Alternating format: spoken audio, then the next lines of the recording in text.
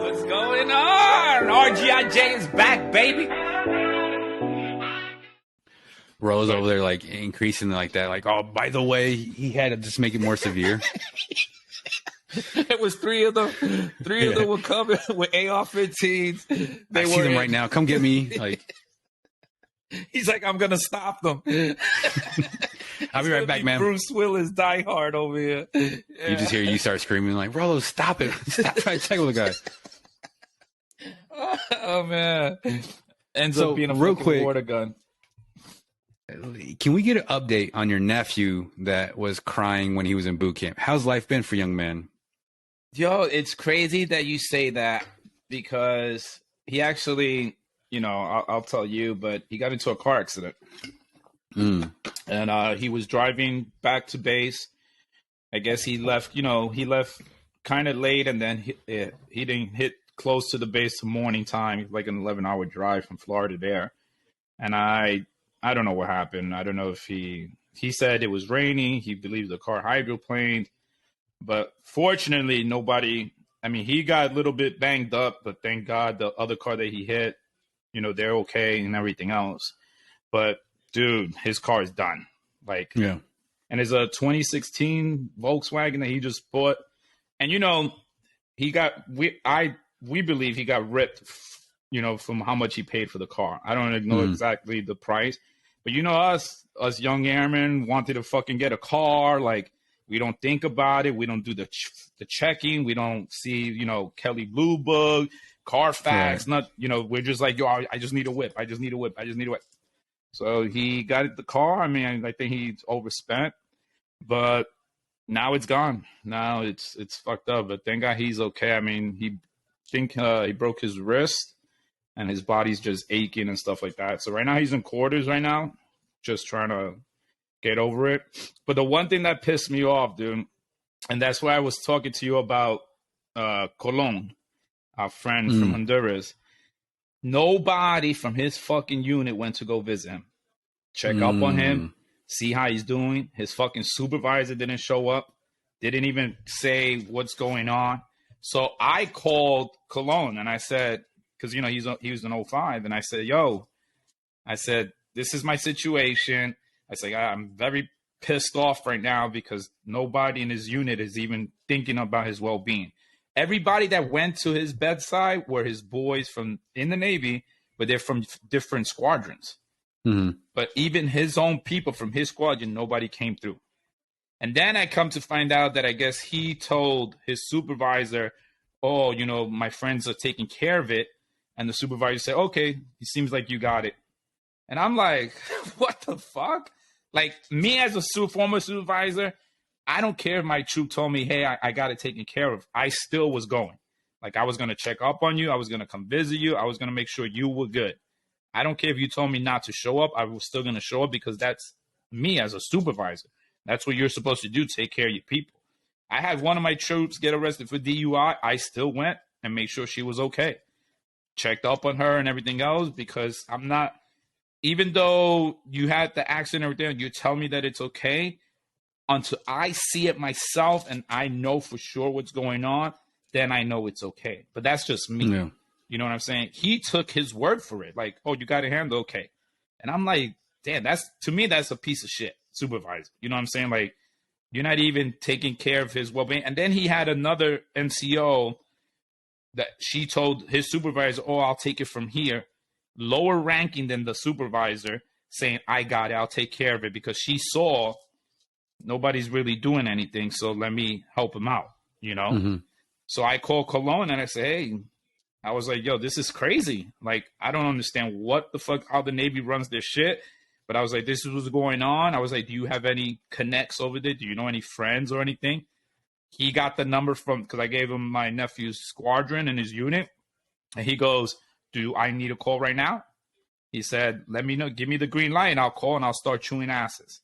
And then Rolo told me, no, we're good because my nephew told the supervisor that it's taken care of. So I told Cologne, I said, hey, never mind, because I felt like I should have told them to just do it, just so that way they could see like where they're fucking slacking at. You know what I'm saying? Like that's fucked up. You know, he's brand new into the military, only been a year in, and he has this major trauma incident and everything else, and the only people who are showing him support are his fucking dorm barrack friends, and his supervisor's not even there. So I wanted to Cologne to still call and just chew them out, but Rolo kind of felt like then if that happens, maybe they might yell at his, you know, my nephew for whatever, you know, whatever other reasoning behind it. Right. But yeah, so he's enjoying it until that incident happened, but he's been liking it because he's already been France. He's been to Italy. He went to Spain. He's been all over the place. They even got recognized for, you know, supporting the stuff that was going on in Ukraine because they were out in the ocean. So I guess he was going to get some little medals and everything else. So, you know, all that to him is that's cool for him. You know what I'm saying? That was psyching him up. And then this fucking shit happened. So now we got to figure out what's next with the Navy because PT, all this other stuff is going to start coming into play. And then I don't know what their policy was that if you go out certain radius, you're supposed to have a fucking wingman.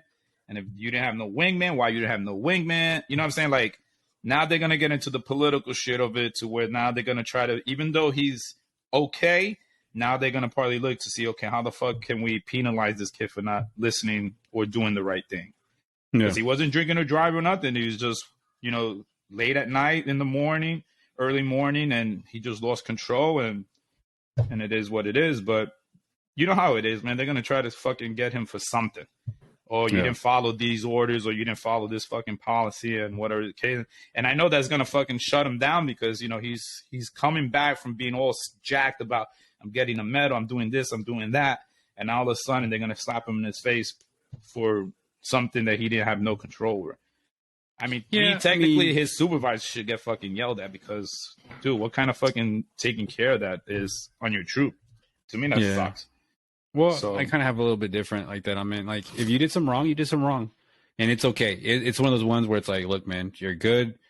You made a mistake. This is how it goes, man. But if those are the rules and you were aware of them, then it is what it is, man. Those are consequences. Take it like a man. And honestly, what I've learned from the military is if you get into trouble, man, you can actually improve your standing with them if you can just take your licking and put your head down and go to work to work. You'll be fine. Absolutely. Like, that's the thing that nobody really talks about is, you know, you're going to get in trouble, right? You get in trouble. It happens to everybody. But it's how you respond to it. That's what I think about the military that I love the most is you can get in trouble.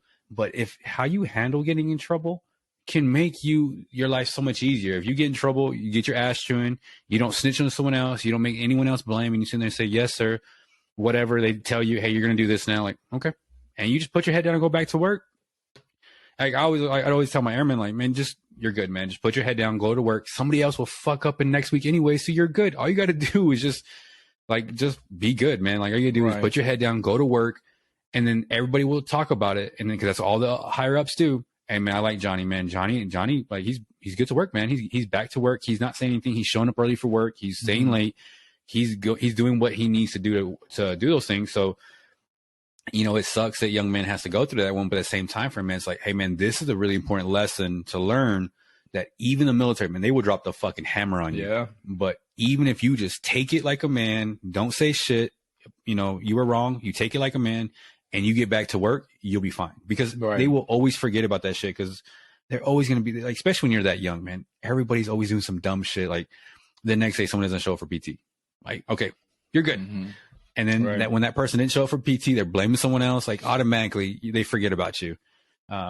Unless, and like I said, and I've taken that for everything in life, right? Like, I think if you take that from life, if you get in trouble, just take it, man. You'll be all right. Like, nobody's really like, they're trying to, some people are out to get you.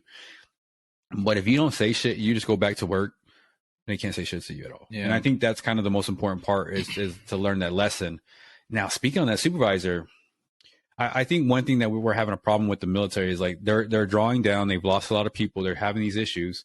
And, you know, when we say supervisor, sometimes people don't understand. I mean, you're 22, you're 23. You really don't know what the fuck you're doing either. You're really not, you know what I mean? It's the military. Like, I was trying to tell somebody, they're like, where'd you learn all this stuff from? You know, like, we're talking about like some things. And I was like, the military. The military is the only place I know you can be 18 years old and responsible for millions of dollars. And you're a dumbass. And then at 22, 23, you're responsible for men and women underneath you, and you still have no clue about anything. Like, you may not even know how to do your own laundry, and you can fucking be in charge of people. That's the reality of shit. So I would just look at that and just kind of be like, you know, it sucks. But what's crazy, you know, about our friend, man, motherfucker's connected, man. He's always been that dude that just like knows people, man. He's always been that guy who's a connector. Yeah. You make a phone call, you tell him, you be like, give me a second, I can do this, this, and that. And you're just like, it's dope, man. Cause like since Honduras, man, he's been that guy who just, I don't know how it is. I don't know how he does it, but I remember him like touching down in Honduras.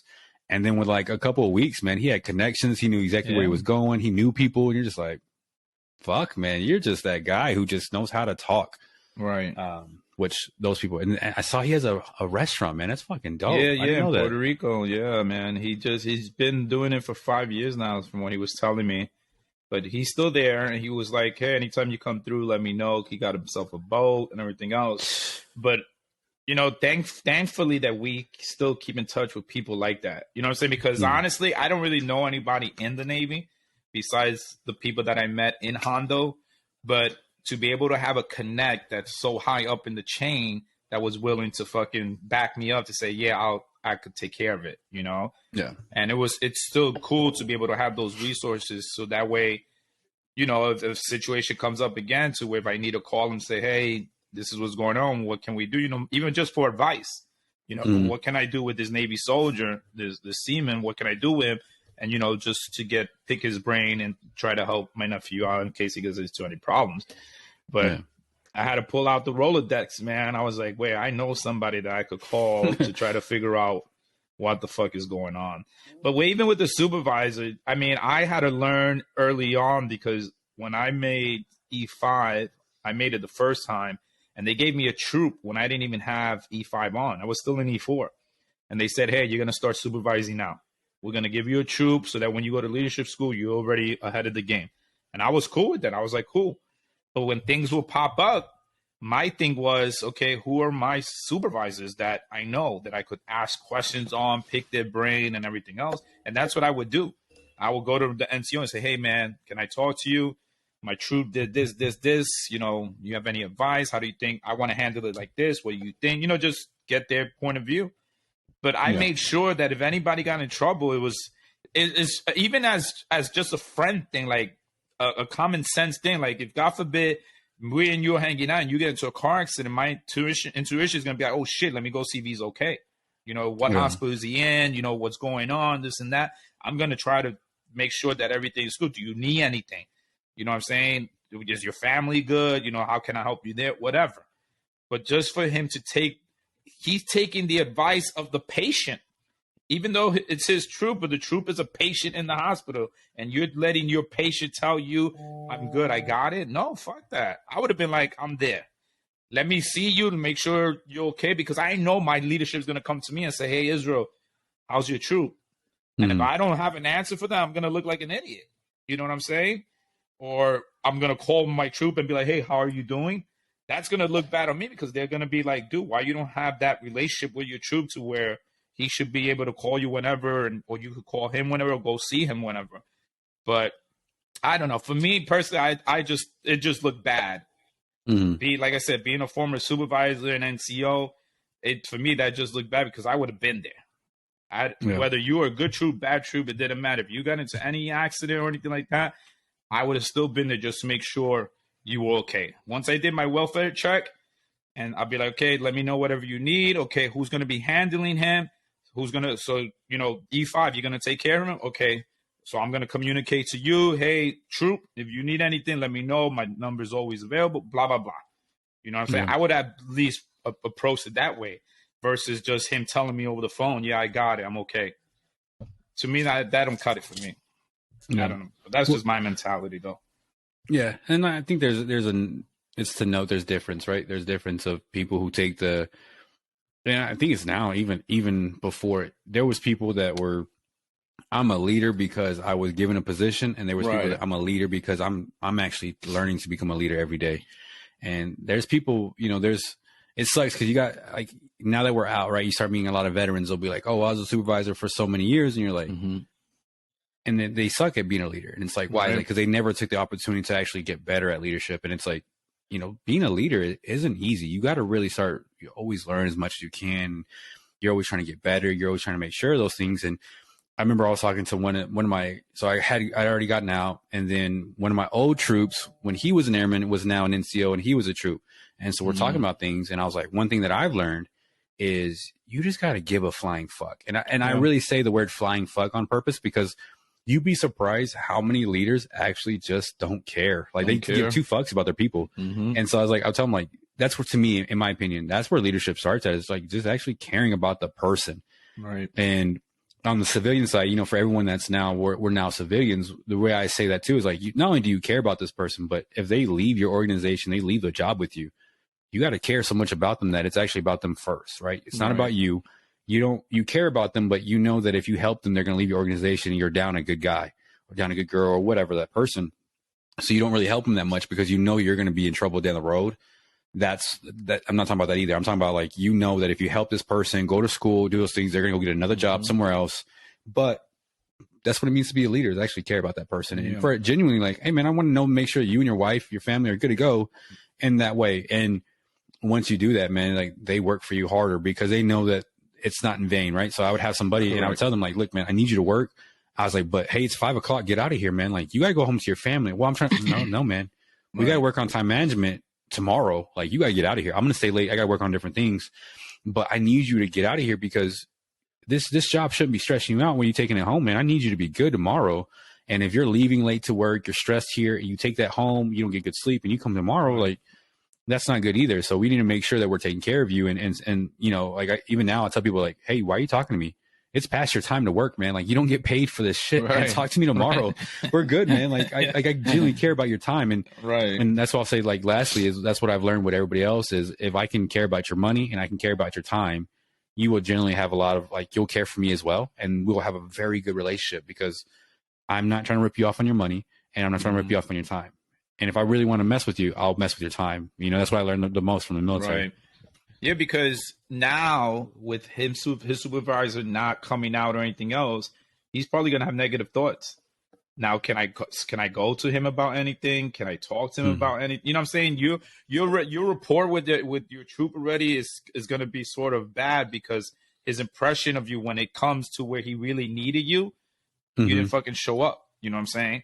So now he's going to start thinking like, okay, I can't count on this person. So now let me count on that E5 that's been fucking taking care of me this whole time. Or now let me count on the other NCOs that are not my supervisor, because when I really needed my supervisor, he was nowhere to be found. And it's gonna fuck up the relationship.